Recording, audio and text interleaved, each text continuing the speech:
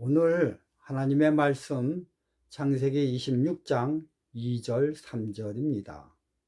여호와께서 이삭에게 나타나 가라사대 애굽으로 내려가지 말고 내가 네게 지시하는 땅에 거하라.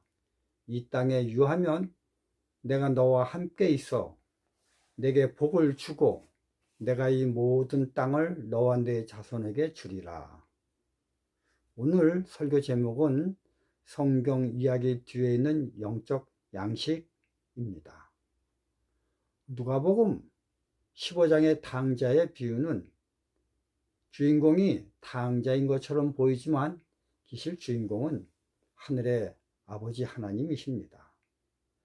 아버지 하나님이 얼마나 죄로 인해 도망가는 인류를 애타고 기다리고 있는지를 아버지와 큰아들 그리고 둘째 아들인 탕자를 통해 비유적으로 보여주고 있는 내용이 바로 누가복음 15장의 내용입니다.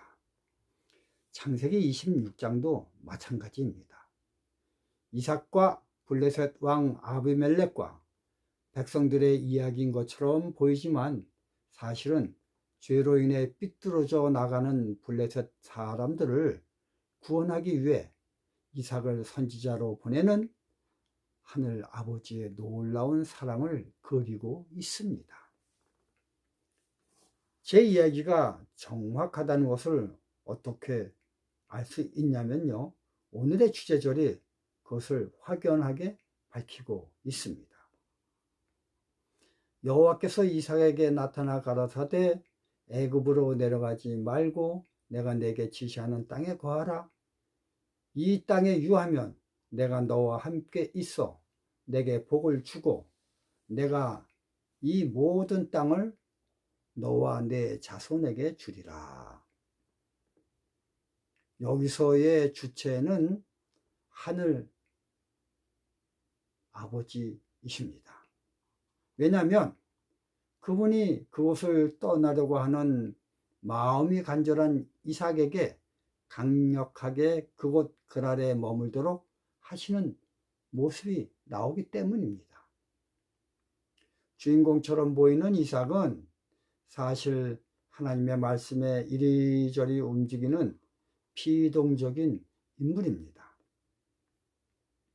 단지 우리 눈에 하나님은 안 보이고 이삭은 보이므로 마치 이삭이 주인공처럼 여겨지지만, 그러나 이삭은 블레셋의 땅 그랄에 머물게 하려는 하나님의 의도가 이삭이라는 인물을 통해 드러난 것뿐입니다.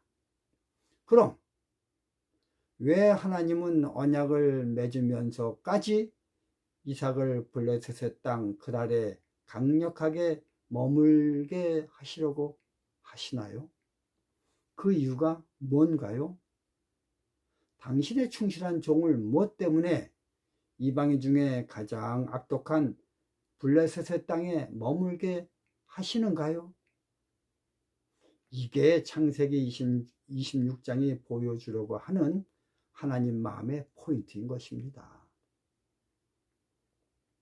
이삭과 블레셋의 왕 아비멜렉 그리고 블레셋 백성들의 사이에서 벌어지는 사건을 통해 하나님이 인류를 사랑하셔서 그의 아들 예수님을 이 땅에 보내셔서 고난 당하시는 그 이유를 이들의 대역을 통해 보여주고 있는 것이 창세기 26장의 존재 이유입니다. 생각해 보시기 바랍니다. 하나님께서는 의미 없는 행동은 하지 않으십니다. 하나님께서 그의 충실한 종 이삭을 블레셋 땅으로 가게 하시고 요동하는 땅을, 요동하는 마음을 붙잡아 그곳에 머물게 하시는 이유가 도대체 뭡니까? 우리는 이삭과 블레셋의 왕 아비멜렉 그리고 우물을 계속 빼앗아 이삭을 괴롭히는 백성들의 사건만 창세기 26장을 통해서 볼 때 눈에 들어온다면, 만약 그렇다면 그것은 삼류소설의 내용과 별반 다름이 없는 하찮은 이야기에 불과합니다. 하나님은 왜 당신의 자녀 이삭을 그런 삭막한 곳에 머물게 하셔서 당신의 백성이 평범치 못한 삶을 살며 고난당하며 어렵게 사는 그 이유를 캐치해야만 진정한 영적인 눈을 가진 하나님의 백성이 될 수가 있습니다. 그러므로 성경을 읽을 때 우리는 이삭을 중심으로 해서 읽으면 안 됩니다. 또 블레셋 왕 아비멜렉을 주제로 해서 읽어서도 안 됩니다. 더불어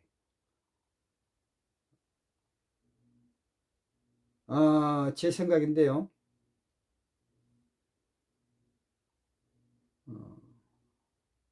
이러한 이삭이 100배나 수확을 해 거부가 되는 것에도 중심을 둬서 안 됩니다. 이러한 모든 배경들의 행동들을 통해 그 너머에 있는 아버지 하나님의 행동 목적을 깨달아야 진정한 영적인 사람입니다. 히브리서 3장 17절 하나님이 40년 동안에 누구에게 노하셨느뇨? 범죄하여 그 시체가 광야에 엎드러진 자에게가 아니냐. 여러분, 하나님께서는 천연계의 법칙으로는 도무지 해석이 불가능한 하늘에서 내려오는 음식, 만나를 이스라엘 백성에게 40년 동안 주셨습니다. 이런 하늘 음식을 매일 먹으면서 단지 육체의 배고픔을 해결하기 위해 먹은 사람과 하늘에서 내려오는 만나를 육체적 양식뿐 아니라 영적 하나님의 말씀의 양식으로 생각하고 먹는 사람 두 부류가 있는 것입니다. 하나님이 40년 동안에 누구에게 노하셨느냐? 범죄하여 그 시체가 광야에 엎드러진 자들은 어떤 부류의 사람입니까? 두 말하면 잔소리가 되듯이 당연히 하늘의 기적 같은 만나를 오로지 육체의 배고픔을 해결하는 데 사용한 사람들에게 내는 것입니다.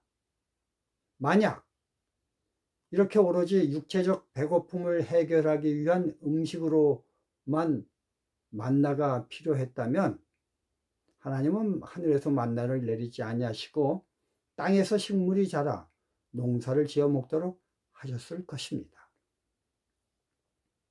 그러나 하나님이 이스라엘 백성들에게 육체적 심각한 노동을 100% 배제한 채 오로지 하늘에서 내려오는 기적을 베푼 이유는 먹는 것, 입는 것, 마시는 것들의 사사로운 것에서 해방하고 오로지 하늘의 영의 양식인 성소를 공부하도록 하시기 위함이었습니다. 여러분, 성소에는 예수님이 얼마나 잘 나타나는지 모릅니다. 그러나 만나를 주신 의도를 모른 채 오로지 육체적 배고픔의 양식으로만 하늘의 만나를 사용한 사람들은 모두 다 광야에서 엎드러져 허무하게 죽음을 당하였습니다. 히브리서 4장 12절 하나님의 말씀은 살았고 운동력이 있어 좌우의 날선 어떤 검보다도 예리하여 혼과 영과 및 관절과 골수를 찔러 쪼개기까지 하며 또 마음의 생각과 뜻을 감찰합니다.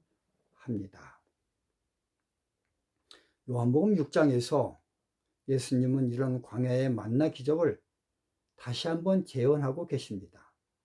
보리떡 5개와 물고기 2마리로 5,000명을 먹이시는 기적이죠. 그러자 예수님의 12제자들은 금세 예수님을 이 땅에 먹을 것을 해결하는 사람으로 삼기 위하여 예수님을 왕으로 옹위하려고 작당을 합니다. 이런 낌새를 알아챈 예수님께서는 급히 제자들을 모으시고 배를 태워 그들을 다급히 보내십니다. 그리고 군중들은 강제로 해산시키십니다.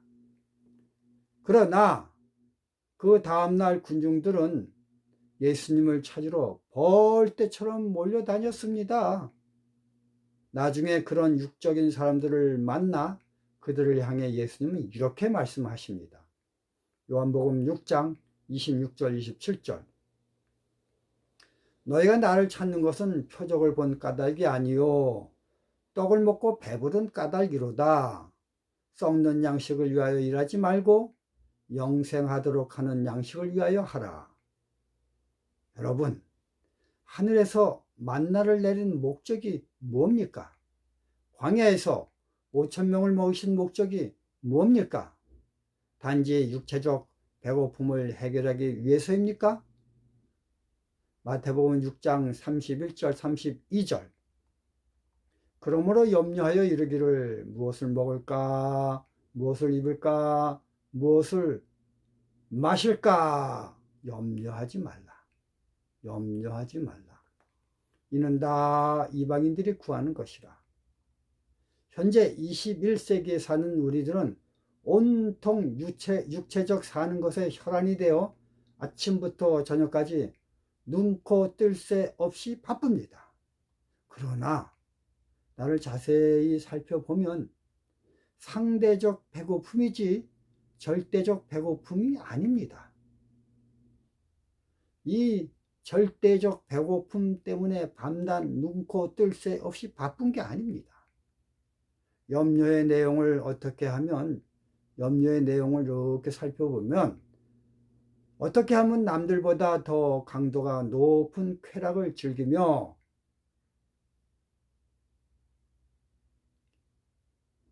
더 잘 사나라는 경쟁적 심리 때문에 염려하며 살고 있습니다. 절대적 빈곤이 닥쳐서 염려하는 염려가 아닙니다.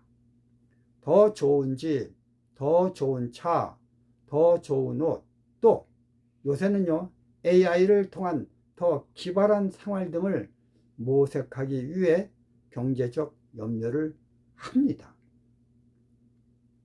그러나 도무지 만나에 숨은 영적 헤아림에 대해서는 조금도 관심이 없습니다. 내가 왜 사나? 죽음은 나로 하여금 어떤 것으로 유도하나? 이런 영적인 고민은 1도 없습니다. 오로지 육체적인 먹고 자고 싸고 하는 생물학적 생활만 있는 것입니다. 남은 백성이라고 하는 말씀의 백성들도 마찬가지입니다. 말씀 속에 숨겨져 있는 하나님이 주시고자 하시는 전달 사항은 무시한 채 그저 교인이기 때문에 의무적으로만 성경 읽기만 합니다.